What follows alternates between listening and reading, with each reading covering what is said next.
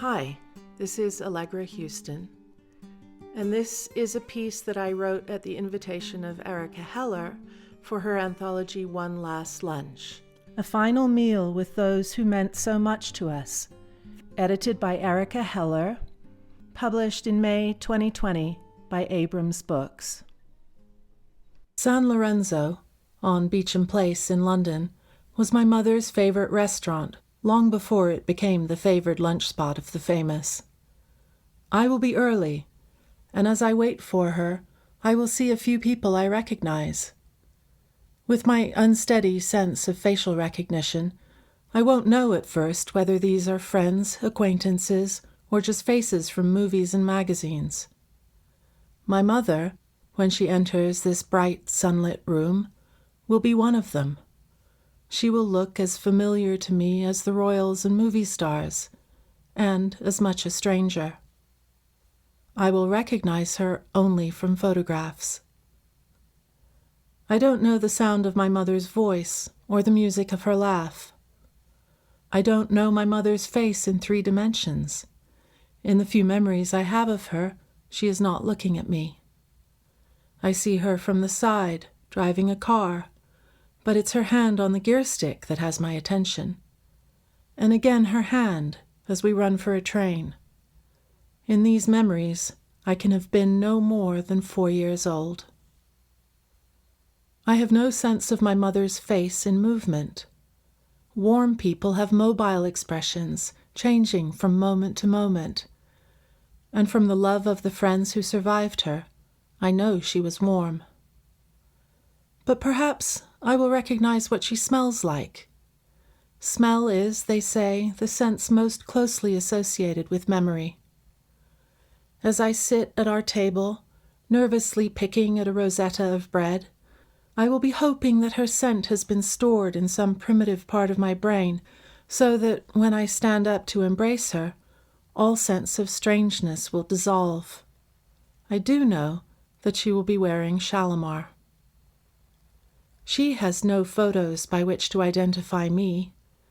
She will laugh when I explain that she recognized me because I look like my father in drag. I know that my mother found the marks of age beautiful.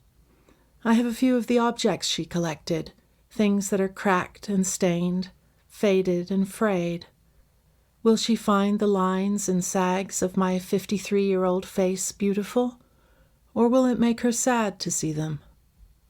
My father once told me that one of the rudest insults of age is seeing your children grow old. Her own face, at 39, is at the height of its extraordinary beauty. As a young woman, she looked sad and out of time, her face too dramatic for her years. She has grown into it. It no longer overwhelms her. It's acquired fun and lightness and kindness. At last, she is grounded. My mother was born Enrica Soma, the daughter of Italian immigrants.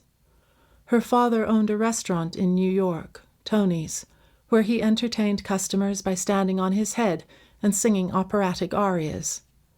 My mother's scrapbook, which I have, contains an illustrated clipping from the New York Times. When she was 18, she appeared on the cover of Life magazine only because she was so beautiful. The caption was Young Ballerina. She danced for Balanchine at the New York City Ballet and was already a soloist. I've often wondered why she didn't send me to ballet class. 4 wasn't too young to start. I will ask her. That cover resulted in a train ticket to Hollywood, where she was placed in the back row of Life's photo of the young starlets of 1949, hands crossed over her heart like a doleful Madonna, labeled, strangely, Rick Soma. Center front, sitting cross-legged, is the only one of these hopefuls who made it, Marilyn Monroe. My mother never made a feature film. She married the director John Huston and gave birth to her first child at 20, my brother Tony, and her second, my sister Angelica, just after her 22nd birthday. Did she regret the lost career that I believe she never really wanted? Did she wish she had stayed in New York and kept dancing? I will ask her. The name by which everyone knew her was Ricky, a unicorn's name. I have never met or heard of another Ricky. I thought if I had a daughter, I would name her Enrica Luz, after her two grandmothers, but I would have called her Lulu. I would not have dared to call her Ricky, both because it feels like sacrilege and because it would have been too heavy a burden for that notional little girl to bear. My mother has, I think, grown out of wanting to please her tyrannically demanding father. She has, for the first time, embarked on a love affair with a man who is not more powerful and more seen in the world than she is, and I will encourage her in that. Her glamorous, glittering husband has sucked out her energy and her talents, and now that the children have been raised and the house restored and decorated, he has left her in his wake.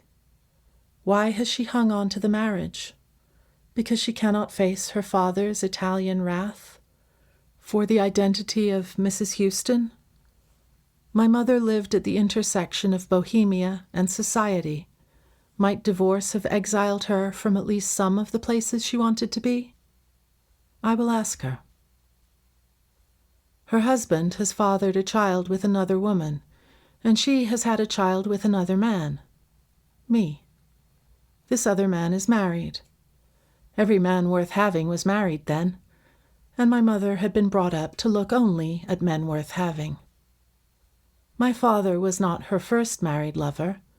Indeed, John Huston was married when she met him. And there were others, once the marriage died.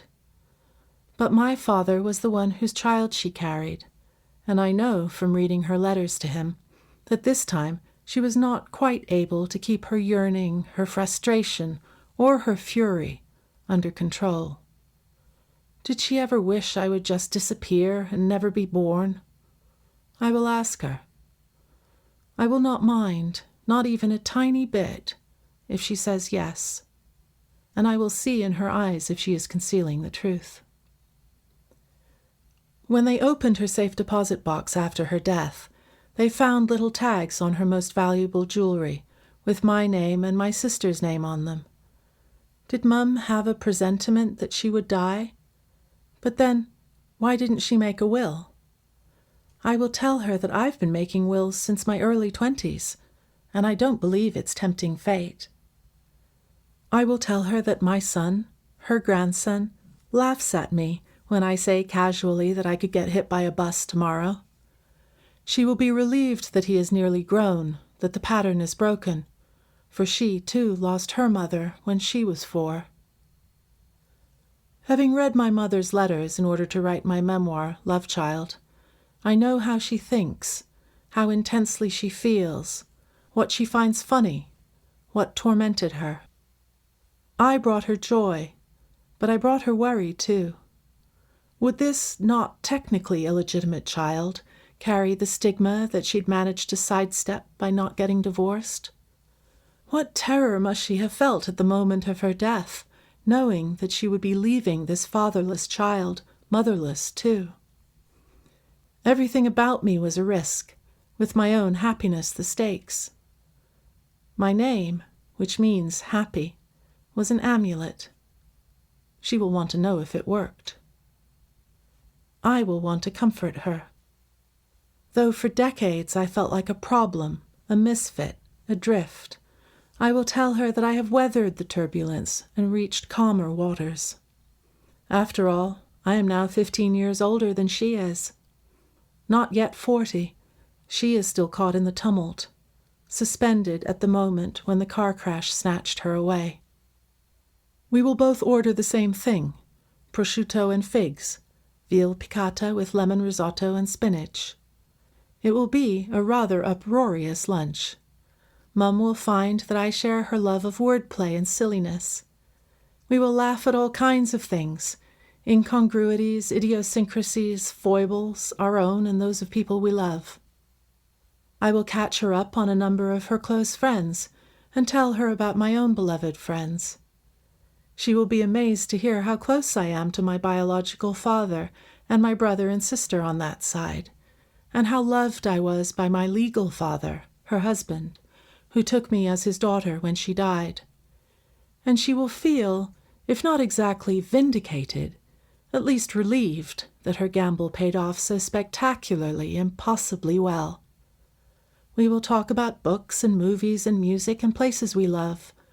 And because we both eat quickly, my godmother told me this, we will almost certainly order dessert, zabaglione. We will linger over cappuccinos. We will not want our time together to end. So I will stretch the rules, and once we have hugged Mara and Lorenzo goodbye, for they too will have been resurrected for this lunch, I will teleport Mum to Taos, New Mexico. She loved people who carved their own path, so she will be happy to see that I have found a place in the world unconnected to either of my families, a majestic landscape and a culture with a complex depth of history. The 2-foot-thick adobe walls of my house will remind her of Ireland, and the 100-mile view to the west, across ranked horizons of extinct volcanoes, will remind her of the ocean. I will sit down at the antique Mason and Hamlin piano that I have learned to play in the last 5 years, with its ivory keys and carved legs, and play her my favorite Chopin nocturne, dotted with mistakes as usual, but maybe with fewer than usual, because her presence will suffuse me and stop my mind from thinking, and I will be nothing but heart and fingers playing. I will describe to her the pleasure of learning a skill for my own enjoyment only, with no measure for judgment other than feeling myself get better. I will tell her that my sister has taken up pottery and sculpting in clay, and show her the bowls Angelica has given me. Mum will, maybe, get a glimmering of the future she will never reach, in which she might take up some similar pursuit, something in which, unlike in her ballet career, striving for perfection is an absurdity. She will recover a future, and I will recover a past. I'm hoping that these fleeting hours with my mother will bring back the warm, intimate memories that my consciousness suppressed as too painful to keep. I never dared attempt to unbury them, not wanting to second-guess my own forgetting. But if they don't come, I won't mind. Now, once she has scattered again, I will know her scent, the ripples of her voice, the expressions of her face. I will know the color of her eyes, their depth, the way the light in them plays on her thoughts. If you had asked me a few years ago to have lunch with my mother, I might not have said yes. I'm not sure I could have borne it, to hold her hand and have her ripped away from me a second time. But now I am content with the luck of my life, proud of the son I've raised, the 2 books I've written, the house I designed, the pattern of my days. I feel lucky even that Mum died when she did, because if she had lived, I would not have the wealth of family she left me.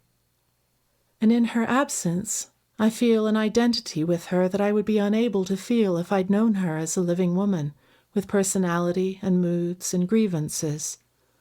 I feel in a strange way as if I'm carrying on her life, which was so violently interrupted, as if I'm finishing it for her. She is my lodestone.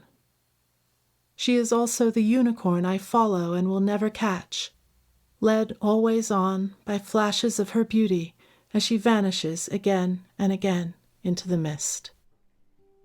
That was One Last Lunch with My Mother, from the book One Last Lunch, A Final Meal with Those Who Meant So Much to Us, edited by Erica Heller, published in May 2020 by Abrams Books. If you'd like to get in touch with me, I would love that, and you can do it via my website, allegrahuston.com. That's ALlegrahuston.com. allegrahuston.com. Thanks for listening.